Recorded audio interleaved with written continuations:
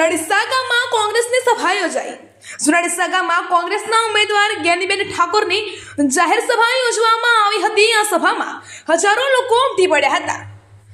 બનાસનીબેન જ્ઞાનીબેનના સૂત્રો સાથે લોકોએ જ્ઞાનીબેનને જાહેર મંચ ઉપરથી સમર્થન જાહેર કર્યું હતું।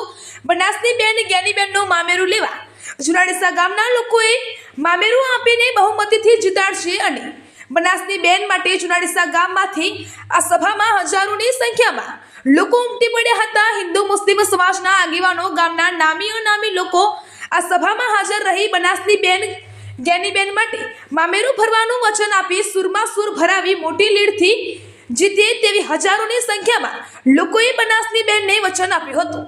અહેવાલ મહેશ બારોટ, ગુજરાત બ્યુરો ચીફ। એ પણ વચ્ચે વિધાન રાખે એટલે મોરચાનું થાય, વચ્ચે જામીન હોય એનું।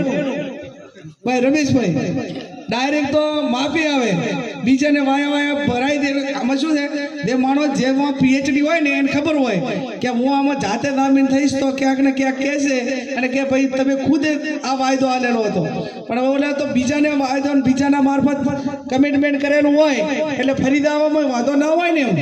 એટલે આ પ્રકારનું જ્યારે રાજનીતિ આ સ્તરે જઈ રહી છે ત્યારે મારી આપ સૌને બે હાથ જોડીને વિનંતી છે કે આવતીકાલે સમગ્ર બનાસકાંઠાનો ક્ષત્રિય સમાજ એ ડીસા મુકામે વંદના પાર્ટી પ્લોટમાં ભેગો થઈ અને તમારી બેન બનાસની બેન જ્ઞાનીબેન ઠાકોરને જાહેર સમર્થન આપવાનો છે। ત્યારે આપ સૌ પણ ત્યાં શક્તિસિંહ ગોહિલના હાથ મજબૂત થાય અને એટલા માટે આપ સૌ ત્યાં પધારવા માટે જાગીરદાર સમાજ વતી હું પણ આમંત્રણ આપું છું। આજે જાગીરદાર સમાજની વાત છે, કાલે બપોરે આપણા બધાની હશે।